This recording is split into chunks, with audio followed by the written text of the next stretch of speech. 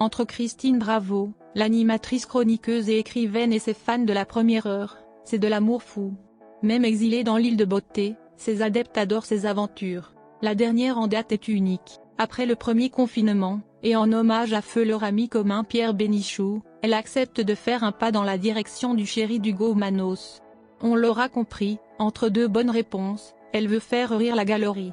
Hélas, à la rentrée, elle doit faire un choix. Ne pouvant pas résister à la magnifique qualité de vie offerte par son époux, elle recommence à être distante avec les auditeurs de RTL. Ce n'est un scoop pour personne, Christine Bravo avait pris ses quartiers non pas dans un appartement hors de prix, mais sur une péniche. Donc, on peut aisément comprendre son dilemme. Surtout qu'il y a quelques semaines, sur son compte Instagram, elle poussait une colère dont elle seule a le secret. Face à cet immense tas de détritus, son cœur se brise.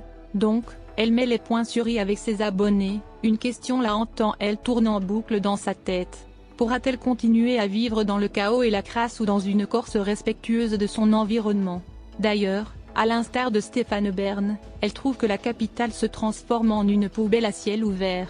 Vu que 2024 approche à grands pas, elle craint que la ville des amoureux devienne la risée des autres continents. Et on va montrer cette honte au monde entier aux Jeux Olympiques. Je suis révoltée, dégoûtée.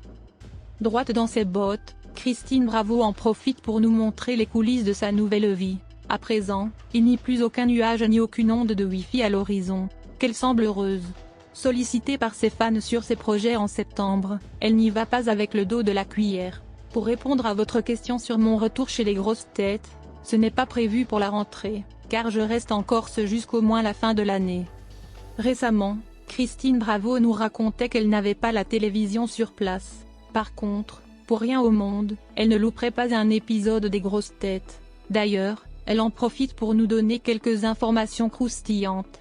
Je me réjouis d'écouter mes potos depuis l'île de beauté. Ma chère Isabelle Mergo revient, et j'ai lu qu'il y aurait plein de nouveaux, dont le désopilant Boudère. Ce joli clin d'œil ne laissera personne indifférent. Je leur souhaite tous les fous rires du monde avec notre père à tous Laure Ruquier.